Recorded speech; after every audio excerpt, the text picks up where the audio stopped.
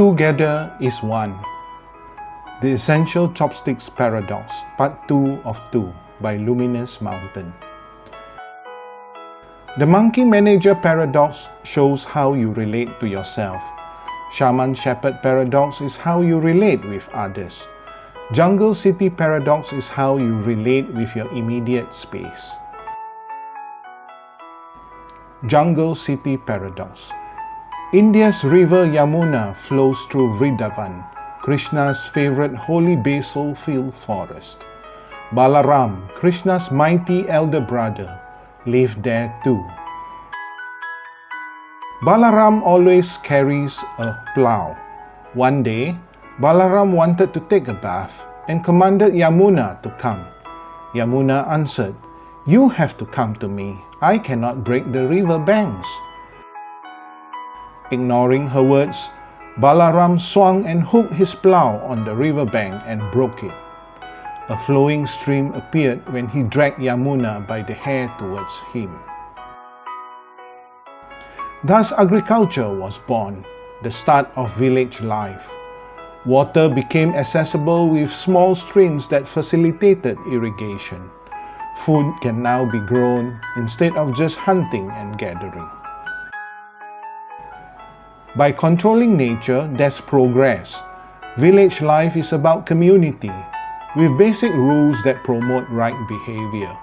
This is culture. Villages bring about towns and eventually cities. The jungle is wild, in tune with nature's rhythms, but might is right. The strong and cunning survive with predatory rules. When cities are pushed to the limits, they behave like jungle. Why? Because the rules and regulations that dictate cities become too distant to support true culture and community. People become isolated, self-centered, cunning, and eventually predatory. Many city folks are already living in the jungle, yet still dream of returning back to nature. Pristine green, swishing waterfalls with butterflies dancing around. So-called suburban living. Does it work? Where is culture and community in the beautiful suburban natural living? What needs to shift is not only the external space, but the internal environment as well. Woman-man Paradox. We are being taught and told since young that the world is binary. We have day and night, good and bad people. You are a boy or a girl. Just look below your waist. But is this true? Physical traits itself is not good enough. It turns out that there's behavioral and cognitive characteristics of male and female too. There's male and female brains. In fact, very detailed gender identity tests are available today based on physical, mental, and behavioral characteristics. You can have physical traits of a girl with a boy's brain and vice versa. Surely you've heard of a female wrestler who enjoys fighting, or a male midwife that skillfully soothes a mother while delivering her baby. Today's science tells us that gender is not fixed. The data from gender identity tests and surveys shows that if you graph it out, it's a U shape. Majority clusters are either in the most female-liked or most male-liked, with the rest in between. This is called gender spectrum, where gender is not a fixed binary, but exists as a continuum with many shades. If you think you are a male, you are very likely most male-like, never 100% male. What about sexual preferences? Sexual attraction has a U-shaped graph too. So the most male-liked are sexually attracted to the most female-liked, and vice versa. The rest are in between. Sexual attraction can fluidly change depending on age, hormones, genes, lifestyle, and culture, a complex interplay of multiple factors. Evidence shows that sexual fluidity is easier in females. The expanding science of gender spectrum and intersex conditions have been researched since 1970s, just that the subject is not widely publicized. Let me share some exciting data. 1 in 5 adults are bisexual, attracted to both male and female. 1 in 20 adults are homosexual, attracted to the same sex. 1 in 500 persons have minor sex anomalies, abnormal sexual organs.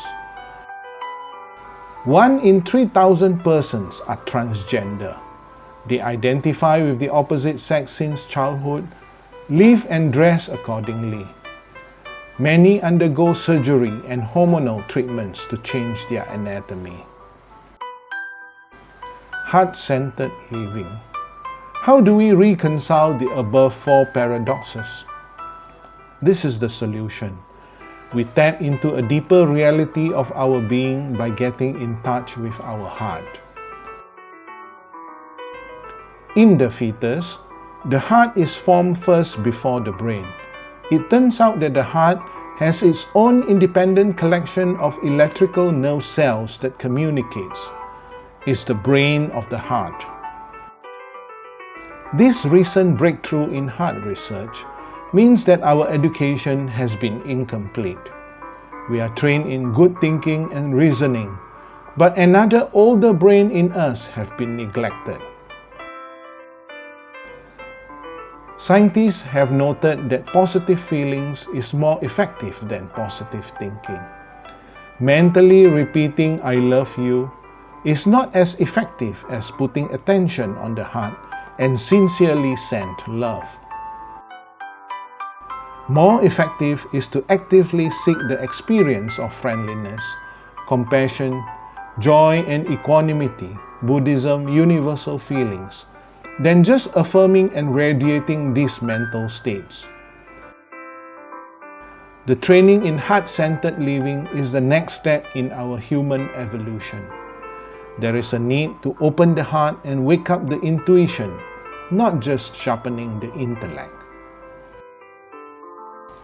The first core practice is meditation. We have to train our attention to experience deep silence, to calm down the brain of the head. Then slowly, the brain of the heart will become lively. Once intuition is alive in our nervous system, there will be ease in navigating the two seemingly contradictions that are presented to us. The opposite values do not fight and cause conflict. You will judge less, no prejudice, and accept more. Decision-making is spontaneous, and there will be less attachment to the result. As such, fear diminishes significantly. Isn't this worth it? One ought to hold on to one's heart, for if one lets it go, one soon loses control of the head too. Friedrich Nietzsche, German philosopher. How wonderful that we have met with a paradox. Now we have some hope of making progress. Niels Bohr, Danish, Nobel Prize in Physics, 1922. If you have gained value from this work, always give others the opportunity to reap this value too. Sharing is caring, and caring brings fortune.